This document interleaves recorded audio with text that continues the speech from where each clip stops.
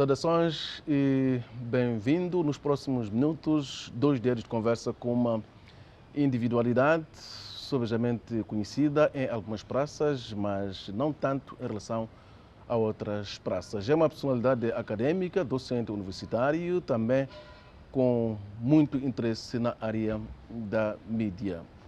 Seu nome é Vasco Ribeiro, que nos dá a oportunidade de trocar 2 dias de conversa por estes dias em que se encontra em Maputo e do de Lisboa. Muito obrigado pelo convite. Primeiro, podia partilhar o seu BI, bilhete de identidade. O meu bilhete de identidade. Quem é Vasco Ribeiro, Muito onde bem. nasce e quando nasce? O Vasco Ribeiro é um tripeiro de gema, não é? Alguém que é nascido e criado e trabalha sempre na cidade de Porto, a segunda grande cidade de Portugal. E que desde muito novo gostou da área da comunicação, ingressou num curso de jornalismo, depois tirou um mestrado em jornalismo político e comunicação política e depois um doutoramento também na área da comunicação política. Trabalhei sempre na área da comunicação, nunca fui jornalista, apesar de ter formação na área da comunicação, trabalhei sempre como comunicador, ou seja, como habitualmente se chama assessor de comunicação ou assessor de imprensa. E é isso que eu tento fazer. Ajudar instituições, empresas, partidos políticos, personalidades a propagarem as suas ideias para o espaço público. De propagar no bom sentido. Propagar no bom sentido, exatamente. Eu não tenho nenhum problema em usar determinadas palavras. Uma delas é propaganda.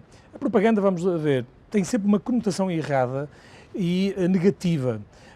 E há razões para isso. Ou seja, quando ouvimos falar em propaganda, pensamos imediatamente no terrível que foi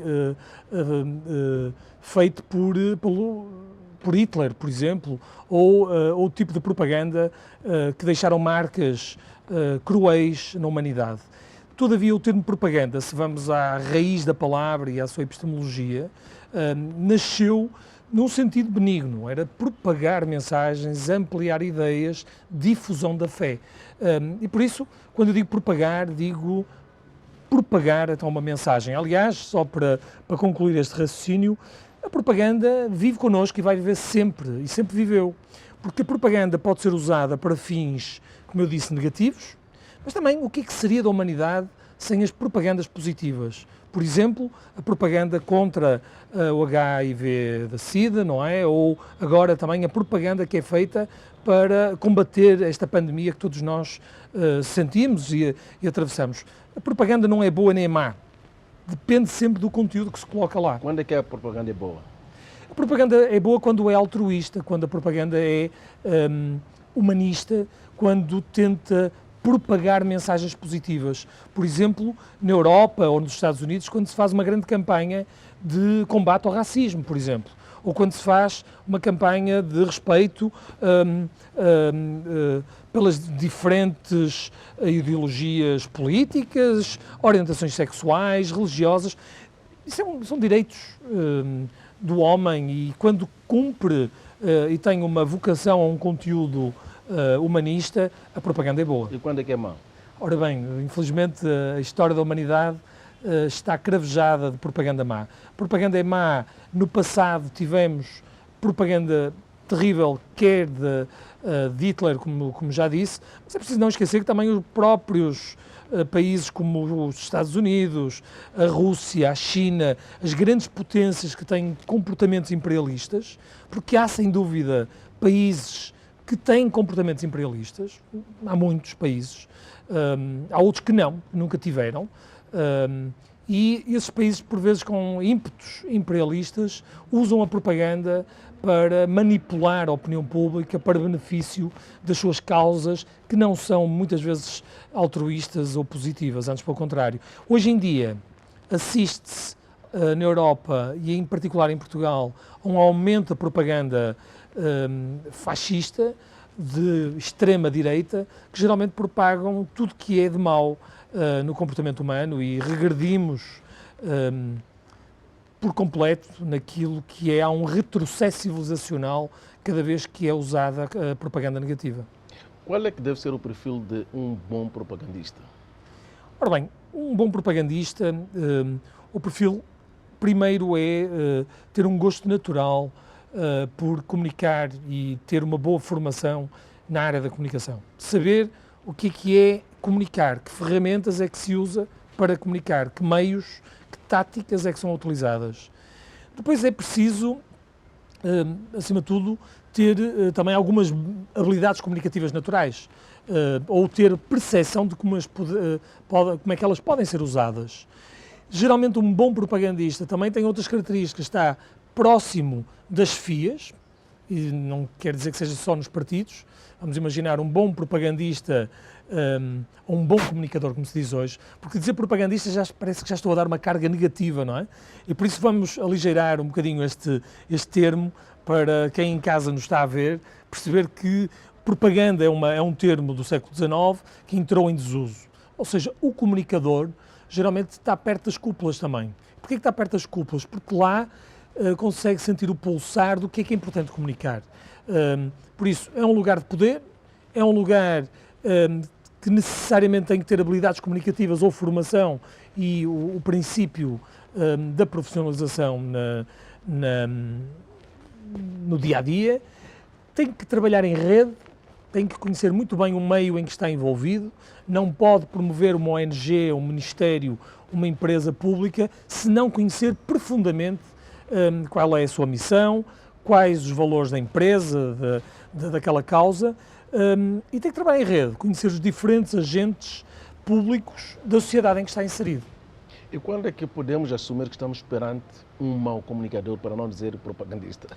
Olha, há também algumas características de um mau comunicador. Em primeiro lugar, é alguém que não é proativo. Nunca se deve esperar que sejam, por exemplo, jornalistas a procurar a informação de uma empresa. Temos que ser nós a ser proativos e fazer chegar a informação, por exemplo, aos média ou ao espaço público. Nesse sentido, essa para mim é uma característica, é alguém que não é proativo, que fica relaxado à espera que o telefone toque. Não, vamos ser nós proativos e vamos nós comunicar com os jornalistas e, consequentemente, com o espaço público. Depois, muitas vezes, é alguém que que não tem estas habilidades comunicativas ou conhecimento profissional da área. E há muito esse hábito, quer em Moçambique, quer em Portugal, ainda existe o hábito de está aqui alguém que tirou um curso de História, pode fazer comunicação.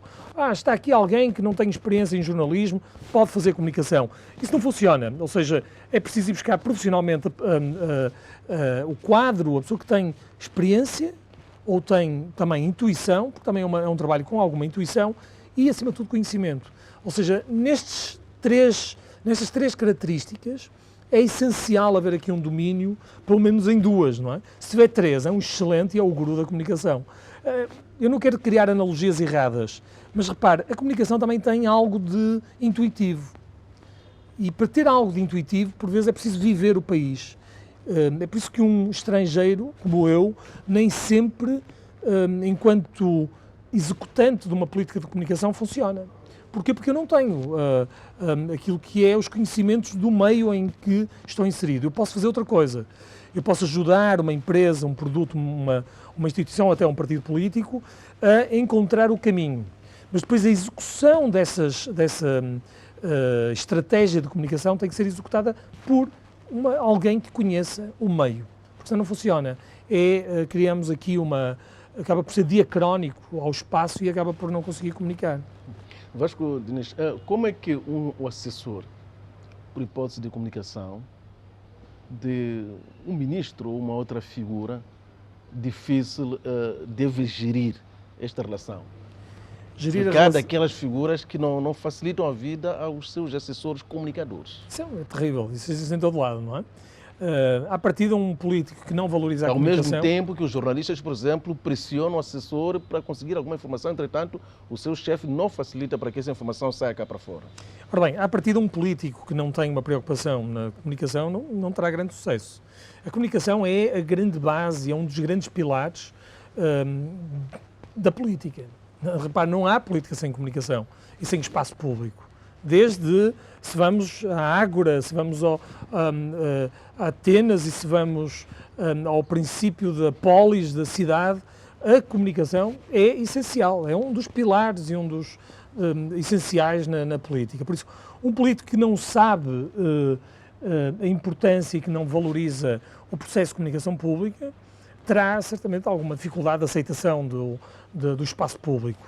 Agora, também é importante dizer que a hiperdependência da comunicação também não é boa.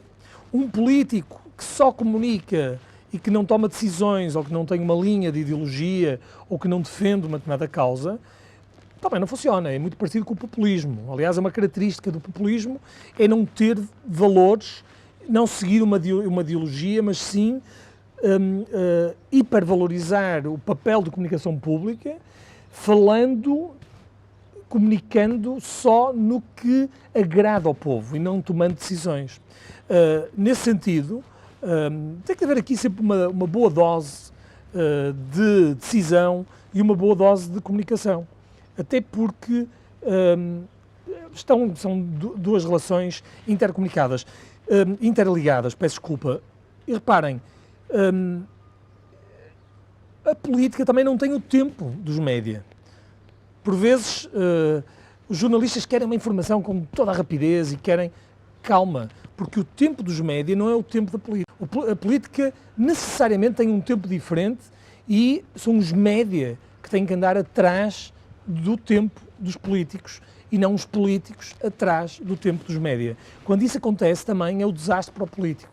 O político acaba a ficar nas mãos da força mediática e acaba por certamente ter problemas na sua projeção pública. Em épocas de eleições, por exemplo, em Moçambique, estamos a falar de eleições legislativas, presidenciais e também locais. Somos bombardeados, diga-se de passagem, com muita propaganda, entre aspas, em que não aparece um único candidato a não prometer um futuro melhor para a sociedade. Há promessas, inclusive, de coisas muito mais concretas, como a edificação de tantos estádios olímpicos, se aquele candidato vencer a eleição. De que forma é que o jornalista deve lidar com este tipo de campanha, de propaganda, de comunicação dos candidatos? Ora bem, portanto, por forma a fazer uma distinção entre aquilo que é propaganda falsa e a propaganda, portanto, verdadeira, digamos assim. Essa pergunta é difícil, eu gostava muito de ajudar, mas eu julgo que deve perguntar a um colega meu que lecione, que investigue a área de jornalismo. A questão é que eu, na verdade, trabalho sempre no lado da comunicação pública, ou seja, no lado da propaganda, no lado da comunicação política.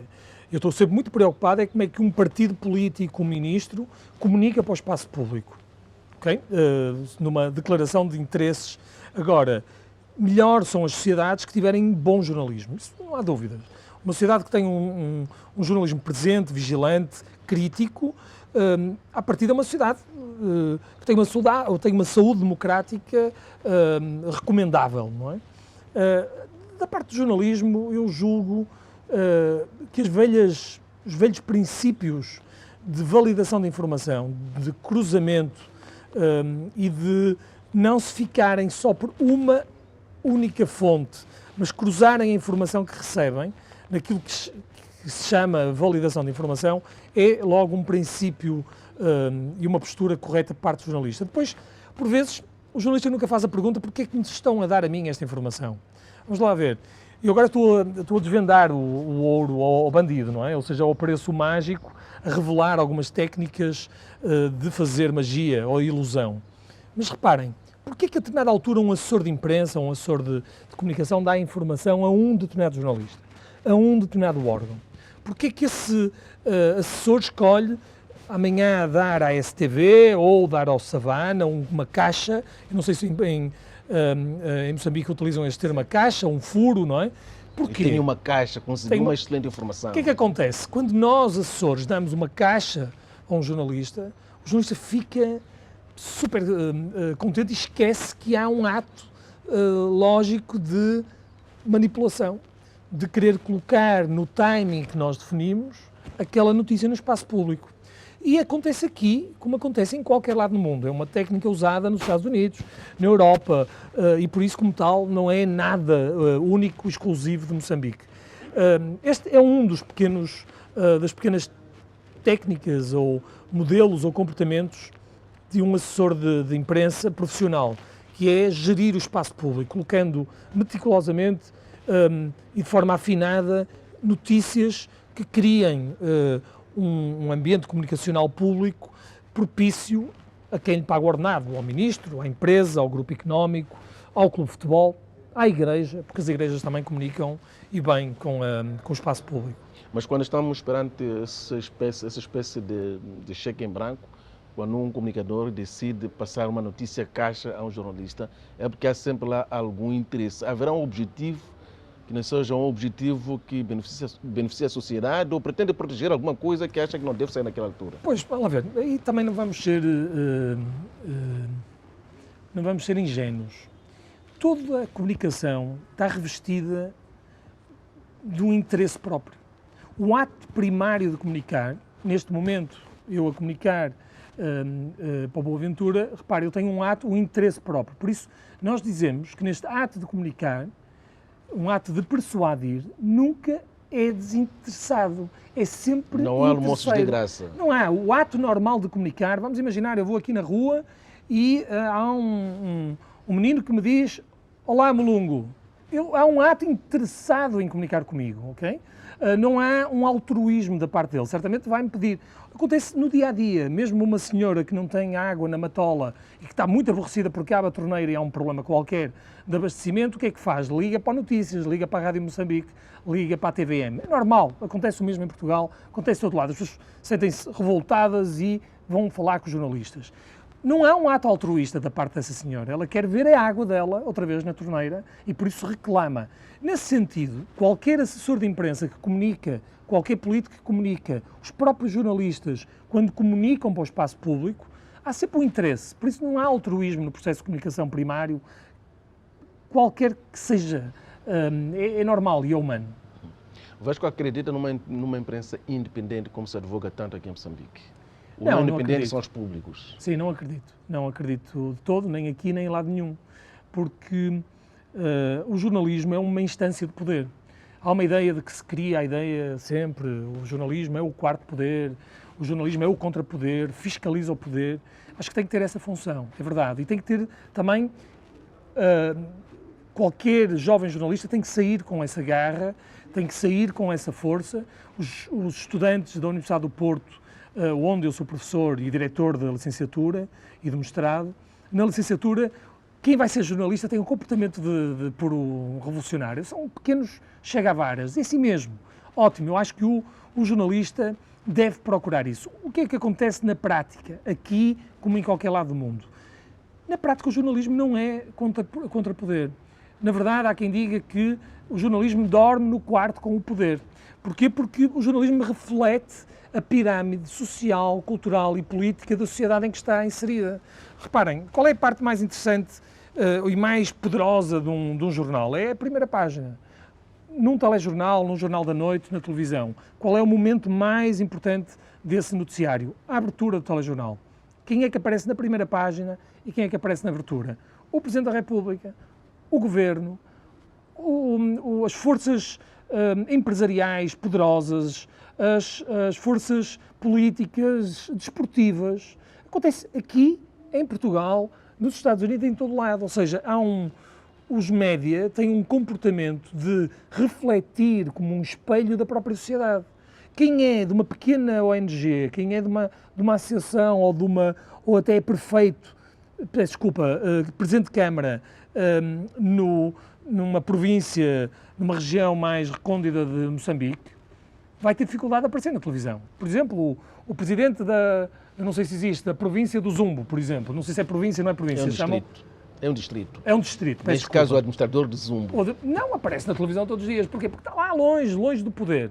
Não é? Quem está próximo do circuito de poder, os ministros, o Presidente da República, o Primeiro-Ministro, os seus governadores provinciais, os governadores provinciais, os administradores e PCAs das grandes empresas, aparecem mais nos jornais e nos média. Mas reparem, é aqui, como em Portugal, quem está na primeira página dos jornais e na abertura dos telejornais é o Presidente Marcelo, é o Primeiro-Ministro António Costa. E é sempre assim. Por isso, quando se vê o jornalismo devia de ser contrapoder, tudo bem. Este é o comportamento do jornalista. Aliás, há um colega meu e meu antigo professor, o professor José Rebelo, um histórico professor de jornalismo em Portugal, era amigo do Dr. Mário Soares, tem uma longa tradição no jornalismo, até salvo erro no Le Monde Diplomatique, e o professor José Rebelo, meu antigo professor, dizia o seguinte em relação aos jornalistas. Nós temos um órgão de comunicação social que está organizado. Temos a administração, temos o diretor, temos os subdiretores ou diretores adjuntos, temos os editores e depois cá em baixo temos os jornalistas. E há uma área e uma fronteira entre aquilo que são os jornalistas, que estão completamente separados daquilo que são os subeditores, editores ou diretor. Porquê?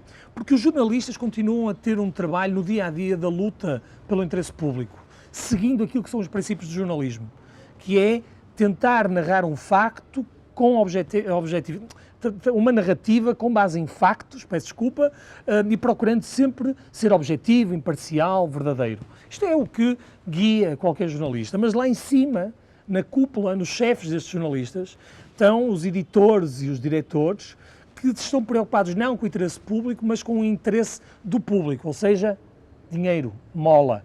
Aqui em todo lado, o que é que está interessado? Com audiências, poder, influência. As chefias de qualquer órgão de comunicação social, e mais uma vez eu reafirmo, aqui em Moçambique, em Portugal, nos Estados Unidos ou em Inglaterra, fazem exatamente este comportamento. De um lado temos os jornalistas a lutar por aquilo que é o jornalismo de referência, as bases e os princípios mais elementares do bom jornalismo, e que aí sim têm todos comportamento de contrapoder, e depois tem lá em cima as chefias. Mas o grande bolo, o que é que vai acontecer? O jornalismo, enquanto atividade, é uma atividade de poder. Vasco Ribeiro está familiarizado com a imprensa moçambicana, por aquilo que percebo, portanto, da sua exposição aqui. O que acha de nós como comunicação social? Como é que acha? O que acha de nós como comunicação social? Eu por acaso, tenho uma visão que pode ser muito criticada, mas eu acho que a imprensa moçambicana, eu vejo a imprensa moçambicana como muito saudável, acima de tudo, com audiência, que é aquilo que nós não temos na Europa e temos vindo a perder. Há muita participação e consumo de produto jornalístico que não há na Europa. Na Europa e nos Estados Unidos temos vindo a perder esse consumo. E até acho uma coisa, eu acho que há, atenção, posso cometer um erro porque eu sou um estrangeiro e nunca esqueço desse facto, mas eu vejo alguns crimes de abuso de imprensa que não existe, por exemplo, em Portugal, ou era impensável haver. Eu já vi, não vou citar os semanários, mas eu já vi semanários onde chamam corruptos ministros, onde dizem tudo e mais alguma coisa. Até ao chefe de Estado. Até ao chefe de Estado. Isso era impensável, por exemplo, em Portugal. Agora a discussão é se isso é bom ou se é mau para a opinião pública. Eu não vou entrar nisso. A mim parece-me, enquanto princípio de um órgão, de um Estado de Direito, o direito à reserva e o direito à minha integridade deve ser respeitado, e por isso um jornalista, por ser jornalista, não pode manchar o meu bom nome. Como tal, quando vejo a dizer que a imprensa neste ou naquele país, ou nos países africanos que não são muito livres, eu digo, meu Deus, mas eu em Moçambique não tenho essa perspectiva. Eu cada vez que vejo as notícias, em particular nos semanários, vejo muita irresponsabilidade e até crime. Vejo crimes de difamação que em Portugal garanto que tal não seria possível, sou pena desse próprio Isso jornal. também tem muito a ver com a lentidão do nosso sistema de justiça. As pessoas lisadas recorrem aos tribunais, todavia a resposta demora tanto tempo a aparecer e isso acaba estimulando, digamos, esta certa indisciplina nossa. Isso é verdade, mas isso é mau. Porquê? Porque eu acho que isso é sempre um mau serviço para o jornalismo. O jornalismo perde credibilidade com esses ataques. Não é, por um lado, ser integrados ou extremamente próximos do poder, mas também não é ofender, lançando calúnias, perseguindo mesmo, ou com projetos pseudo-jornalísticos que, no fundo, têm por trás obscuros interesses. Eu acho que isso prejudica o bom nome do jornalismo e depois a sua capacidade de influenciar uma opinião pública saudável. Encontra na nossa comunicação social uma veia de investigação, no pouco que tem estado a ler da nossa comunicação social. Há investigação, há quem diga que investigamos menos. Sim, eu tenho vindo cada vez mais a sentir que a investigação na área das ciências da comunicação tem vindo a aumentar. É isso que eu sinto. As primeiras vezes que vim para Maputo, nós tínhamos, eventualmente, na área da comunicação, a ECA, que tinha ali alguma investigação, mas, acima de tudo, muito focada na componente de formação de jornalistas e também a Escola Superior de Jornalismo Maputo, não é? Hoje, o que é que eu sinto? Sinto que a mesma ECA já tem uma vocação maior para a investigação, tem um número muito maior de doutores, antigos professores que tiraram doutoramento e até hoje estão a fundar mestrados e também doutoramentos para moçambicanos poderem progredir os seus estudos, e associado ao doutoramento há sempre produção de conhecimento, há sempre investigação. Aquilo que eu sinto, não só na ECA, na Escola Superior de Jornalismo, mas também até na E hoje também já temos a Universidade Pedagógica de Maputo a ensinar jornalismo. Sim. Exatamente, tenho ido lá há muitos anos, tenho uma proximidade muito grande com a Universidade Pedagógica, recomendo também, acho que é uma boa universidade com excelentes colegas que dedicam muito à formação, mas que também têm vindo a trabalhar em investigação. E nós mesmo, na Universidade do Porto, tentamos criar relação e convênio e parcerias para desenvolver projetos de investigação com colegas de cá. O que é que levou o Vasco Ribeiro a optar pela comunicação, tanto institucional, em detrimento de jornalismo puro? São percursos, não é?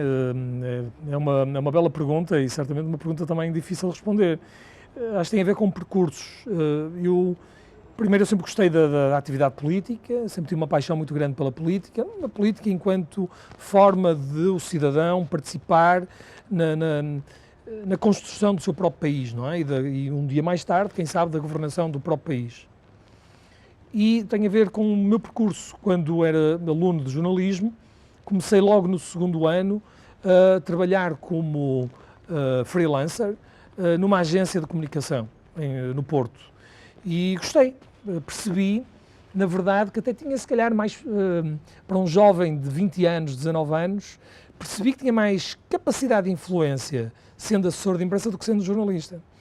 Porque se eu fazia um comunicado ou um press release, como nós chamamos, ou marcava uma conferência de imprensa e vinham os jornalistas, era eu que os chamava, era eu que lhes dava os textos que depois eram replicados no espaço público através em forma de notícia.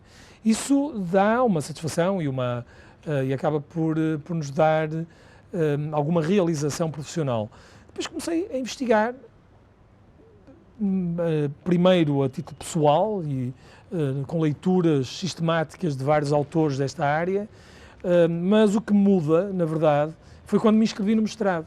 Quando eu me inscrevo no meu mestrado, uma aula do meu professor Joaquim Fidalgo, da Universidade do Minho, eu tenho uma primeira aula com ele, um grande jornalista português, foi provedor do Jornal Público, um jornalista puro, que acredita e que sempre acreditou na força do jornalismo e que sempre o praticou dessa forma, como filosofia de vida até.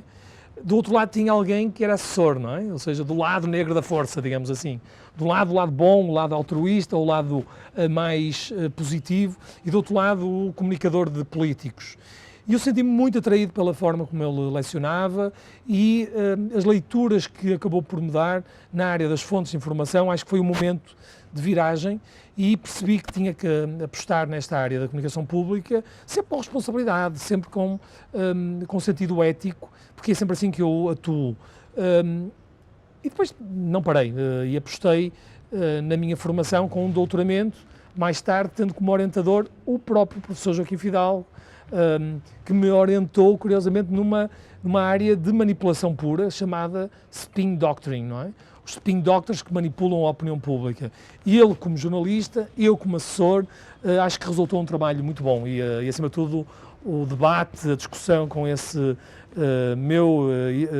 desde sempre mestre, foi muito bom. Há quem diga que, esta é uma velha máxima quase universal, que jornalismo puro é uma paixão. Não terá sido o seu caso, ausência de paixão para não abraçar o jornalismo puro como tal? Não, tive a paixão pela comunicação. Eu acho que o jornalismo é mais fechado, a comunicação é mais amplo, mas sou eu a defender a minha dama, não é? Por isso, acho que a comunicação dá-nos, para quem quer seguir esta área, o jornalismo é muito importante e deve continuar a atrair jovens para esta área, mas, por exemplo, na licenciatura da Universidade do Porto, nós temos duas grandes áreas. A área de quem segue jornalismo e a área de quem segue assessoria de comunicação ou comunicação estratégica. E tem vindo a engrossar a área da comunicação estratégica, por várias razões. A primeira, diga-se, é porque há mais saídas profissionais. Porque, se reparar, as instituições, aqui na Europa, nos Estados Unidos, onde quer que seja, precisam de comunicar. Os bancos, as grandes cadeias de restaurante, os partidos políticos, as universidades têm que ter profissionais de comunicação. E há mais emprego nessa área do que no jornalismo, porque o jornalismo, apesar de tudo, não tem assim tanto emprego quanto isso. E as perdas de audiência do jornalismo têm vindo a diminuir ainda mais as redações. Por isso, temos, em primeiro lugar, muita procura por causa das saídas profissionais, mas também uma grande paixão por esta grande indústria da comunicação pública, das relações públicas, da comunicação estratégica. Por outro lado, costuma-se dizer que jornalismo, ou seja, ser jornalista é sinónimo de morrer pobre, mas feliz. E já me explico. Pobre por quê? Porque é uma profissão que não enriquece. Feliz por quê? Porque o jornalista tem a janela do mundo consigo. Pode falar com o chefe do Estado a qualquer momento, possibilidade que o ministro não tem que passar por aquelas formalidades. É verdade, eu também concordo. E é quase como um celibato, não é? É o exercício de uma profissão com muita dignidade, que requer um comportamento sempre exemplar, inatacável, porque vocês, na por cima, são vigiados pelos pares, são os próprios jornalistas que se vigiam uns aos outros. Aqui, como na Europa, é lógico que temos entidades reguladoras, mas geralmente as entidades reguladoras são para criar confusão política ou atrito institucional, mas a forma melhor de acompanhar esse percurso é através do reconhecimento dos pares. Nada melhor há do que terminar uma carreira com o reconhecimento dos colegas, até concorrentes, de órgãos de comunicação social concorrentes. E, tal como muitas outras profissões, e repare, também na área da comunicação também é igual, não é? Também não se enriquece, o enriquecer não é importante na vida, o importante é ser feliz, não é? Eu fiz um post no Facebook de Maputo e um comentário de um amigo meu foi: mas afinal isso é trabalho ou é prazer? E eu respondi: eu levo sempre o prazer para o meu trabalho. E é essa a postura que se deve ter em todas as profissões, na medicina, na engenharia, no direito. Quem trabalha na área que gosta e que tem vocação natural, eu acho que é feliz e dificilmente enriquece. Não é? Revisitando o seu CV, acabamos descobrindo que durante algum tempo, cerca de 3 anos, Samora não me fala, ajudou portanto, a cuidar da imagem do Partido Socialista em Portugal, na Assembleia da República. Eu gostava aqui de partilhar a sua experiência, o que representaram aqueles 3 anos a cuidar da imagem do Partido Socialista, portanto, em sede do Parlamento Português. Ora bem, a Assembleia da República em Portugal, eu não sei se acontece o mesmo aqui em Moçambique, é o motor da produção jornalística na área política, não é? É lá que está o motor de produção. É a partir da Assembleia da República que nascem o maior volume, ou nasce o maior volume de notícias políticas, da atualidade política, da discussão política, e eu fui, atenção, não do Partido Socialista na sede, no Rato, como nós dizemos, no Palácio do Rato, mas, acima de tudo, eu trabalhei como coordenador do gabinete de imprensa do Grupo Parlamentar do Partido Socialista. No fundo, eu ajudava o líder parlamentar, os líderes e a bancada parlamentar, os deputados, a comunicar para o espaço público as diferentes formas. Por isso, eu era um dos agentes ao serviço do governo, na altura, liderado pelo Partido Socialista. E foi uma experiência que eu queria ter, não é? Também eu começo como assessor de imprensa na Associação Nacional de Jovens Empresários, no Porto, que tinha sede no Porto. Depois vou para o Metro do Porto, onde estou lá como diretor de comunicação, principalmente em período de construção do metro. porque ainda era na fase de construção da própria, deste meio de transporte muito popular no Porto. Depois vou para a Câmara do Porto e então aí coordeno a comunicação da cidade do Porto a partir do Gabinete da Presidência do então Presidente da Câmara, e depois tenho um convite e vou fazer a comunicação enquanto coordenador da área de comunicação da Reitoria da Universidade do Porto, sendo que a Universidade do Porto era a maior universidade portuguesa. Faltava-me, para onde é que eu poderia ir? Tinha atingido o princípio de Peter no Porto, não é? Não podia crescer mais. E perante o convite de trabalhar em Lisboa e de viver em Lisboa e comunicar o mais importante para mim, órgão de soberania, que é a Assembleia da República, aceitei o desafio e gostei muito, trabalhando diretamente com o líder parlamentar, o Dr. Francisco Assis, que para mim é um dos melhores políticos portugueses. Vasco, defende a especialização de que tanto se fala no jornalismo. A única especialização, pelo menos a nível de Moçambique, que se conhece, que vinga, é o desporto. O jornalista desportivo quase que não faz mais nada que não seja dedicar-se inteiramente ao desporto. Noutras categorias é extremamente difícil, o jornalismo aparece a fazer um pouco de tudo. Está na economia, está na sociedade, está na política, etc, etc. Eu defendo isso, seria o ideal para o jornalismo. Quanto mais especializado é o jornalista... Mas não há o risco do jornalista depois ficar quadrado? Acho que não. Acho que há... Pessoalmente eu vejo só vantagens nessa escolha. Nós temos que perceber que o jornalista que opta por ser especialista numa área é porque gosta. Porque o jornalista, se for especializado, consegue se proteger em relação ao processo de manipulação. Porque é um perito na área. Se é um perito, vamos imaginar, em Portugal temos alguns jornalistas que são peritos na área da educação. Acumulam experiência, conhecimento de vários governos, de vários ministros na área da educação. E por isso têm uma capacidade crítica de avaliar a medida governativa daquele momento.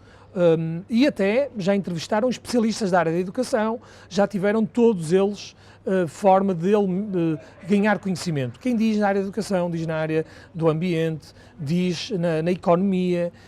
Para mim, a especialização do jornalismo é algo importante.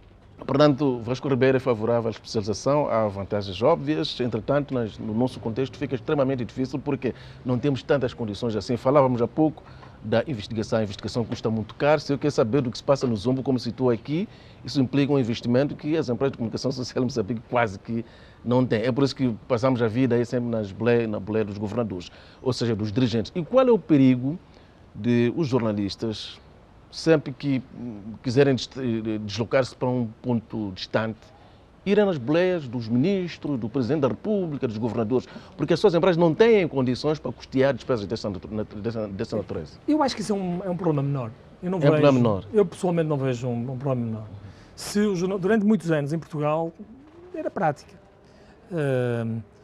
Lembro muito bem de organizar visitas, por exemplo, a Estrasburgo, a Bruxelas, pagas pelo Parlamento Europeu, ainda continuam a existir, diga-se, e não havia problema. O importante é o jornalismo cumprir aquilo que é o seu dever e a sua missão e respeitando sempre os valores do próprio jornalismo.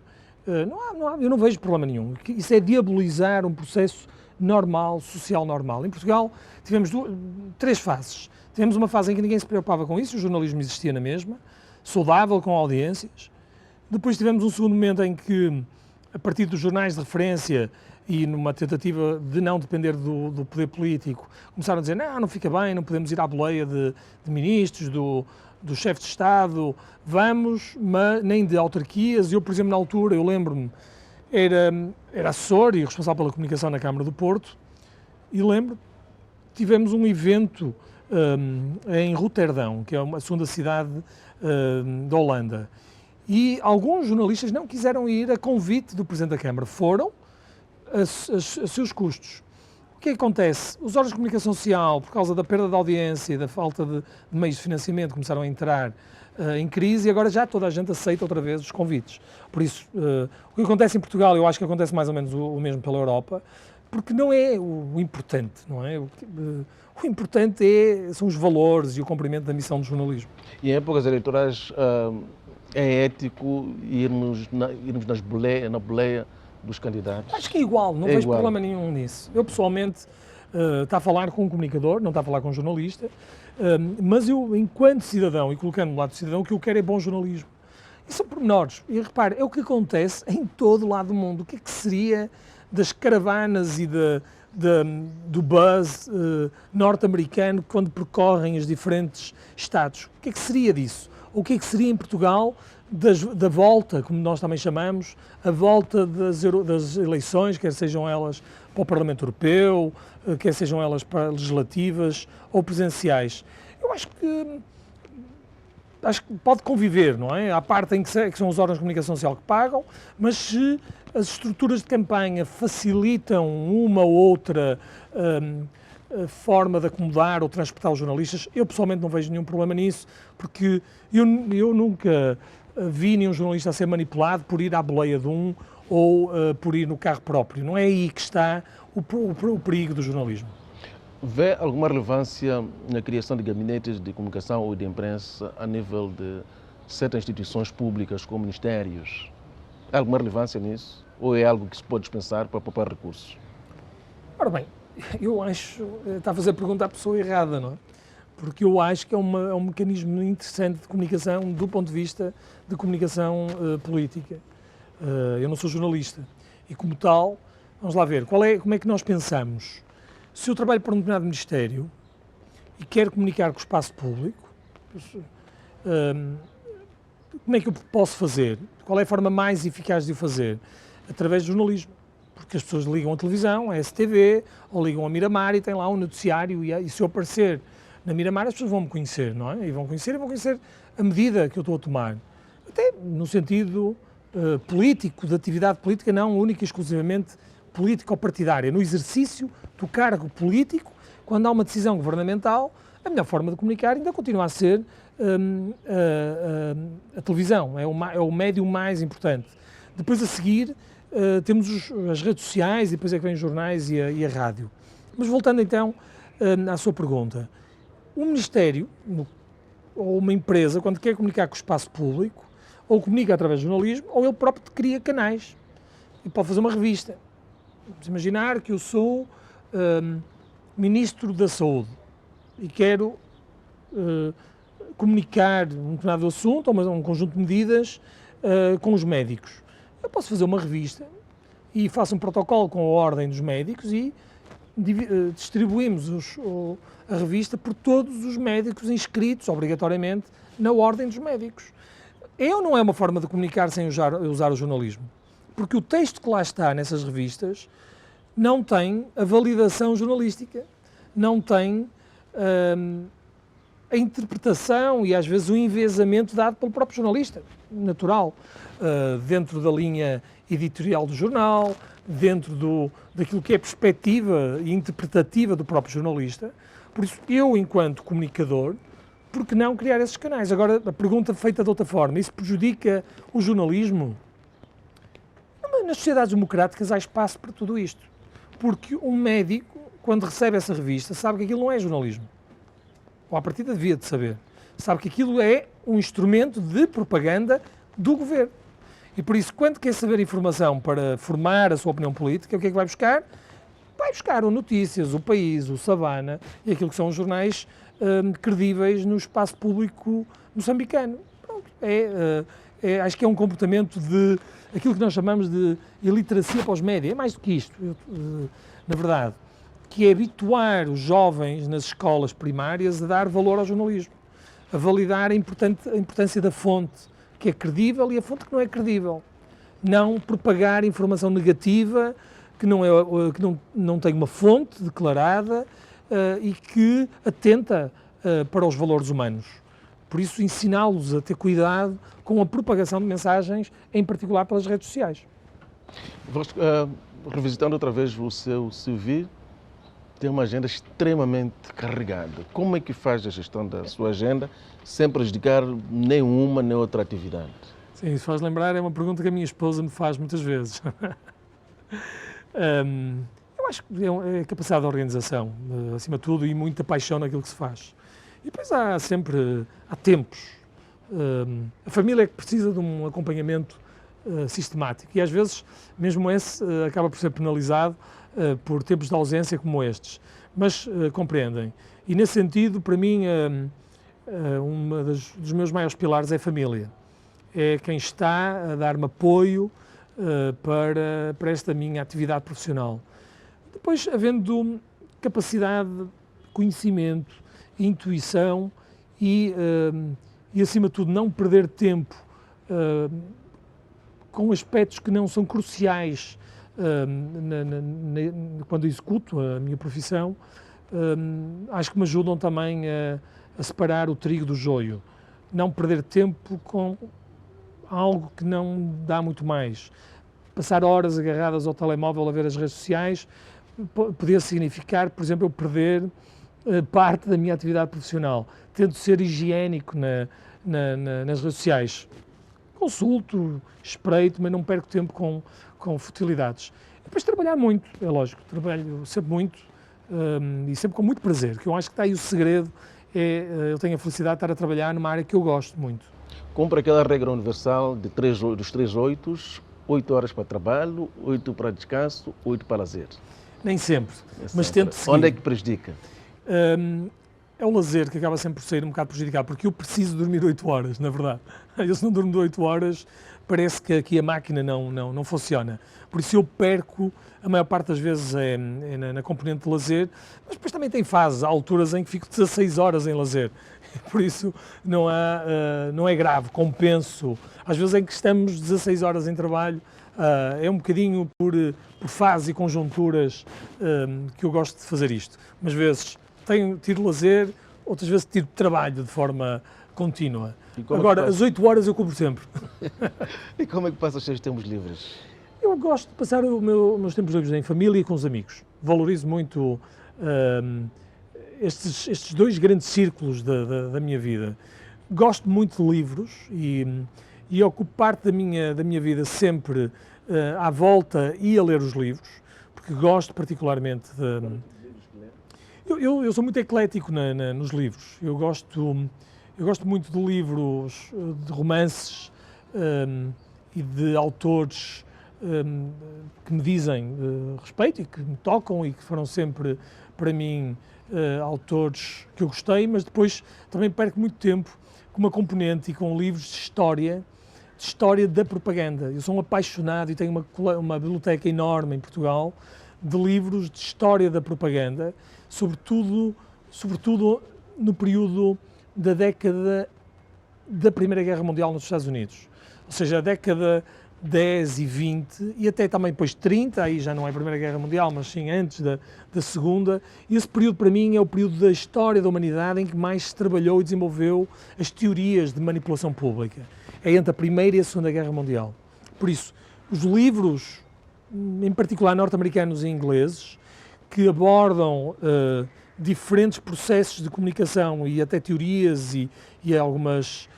as primeiras teorias da propaganda nascem justamente neste intervalo de tempo, entre a Primeira e a Segunda Guerra Mundial.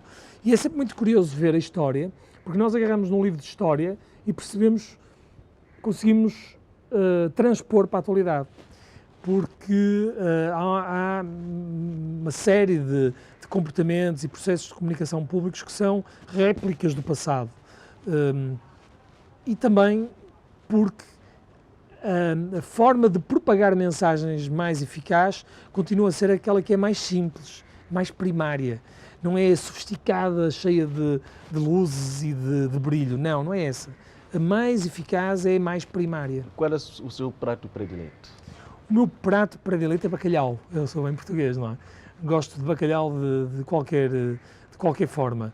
Mas eu, quando venho a Maputo, eu não vou embora sem comer tudo que é o caril, mas em particular eu gosto do carneiro, da ovelha, de tudo que são chanfanas, que vocês aqui chamam o caril, não é? E, acima de tudo, com chima. Eu reclamo sempre no hotel quando não tem chima, porque gosto daquele sabor e com os pratos com molhos e com muito piripiri. Eu abuso muito do piripiri e levo sempre na mala piripiri para Portugal. O tempo já nos fugiu. Em breves segundos mesmo, pode partilhar a sua experiência de docente, como lecionar em época da pandemia da Covid-19? Foi um período terrível. Eu, quando a pandemia... E ainda é, não é? Ainda é. Curiosamente, eu vivi a pandemia em Nova Iorque, porque no ano passado, quando rebenta a pandemia na Europa, eu estava como professor convidado do Queen's College de Nova Iorque, da CUNY, que é a City University of New York. E estava lá para dar o meu período sabático, é um período que durante 6 meses que ia passar em Nova Iorque, e passei, e apresento-me na faculdade, começo a iniciar os procedimentos para dar aulas e o governador Cuomo, o governador de Nova Iorque, decreta o encerramento das universidades estatais, inicialmente, mas foram todas as outras. Ou seja, eu ia dar aulas nos Estados Unidos, acabei por não dar, vivi todo aquele pânico da cidade que nunca dorme, mas completamente fechada. Os meus amigos de Facebook viam-me a passear de bicicleta numa Nova Iorque completamente vazia, praticamente sem ninguém. E, entretanto, quando regressei, comecei a dar aulas em setembro e foi sempre complicado, porque nós em Portugal optamos por dividir as turmas. Vem metade da turma à aula e a outra fica em casa a assistir. É aquilo que é forma híbrida ou mista de lecionar. E qual é o problema? O problema é que não funciona bem esta forma de lecionar híbrido. Eu gosto muito mais do modelo até moçambicano. Segundo eu percebi, não tem funcionado assim. Nós temos metade em casa, metade presencial. Mas pronto, foram medidas que na altura os epidemiologistas e depois os políticos decidiram que era o melhor e nós seguimos e cumprimos. Depois eu odeio usar máscara, como todos nós. Eu acho que ninguém gosta de usar máscara. Odeio não poder abraçar ou não poder cumprimentar. É essencial, principalmente nós, latinos e os africanos ainda mais. O toque é algo que faz parte da nossa vida, da amizade e de passar emoções, não é? E por isso a máscara, o afastamento, a ausência de toque, a ausência de convívio com amigos, dos jantares com família, família mais distante, não é? O ficar períodos sem estar com os meus pais, para os proteger, não passar o Natal pela primeira vez na minha vida sem os meus pais. Tudo isso representou uma dor e um sacrifício mesmo muito grande.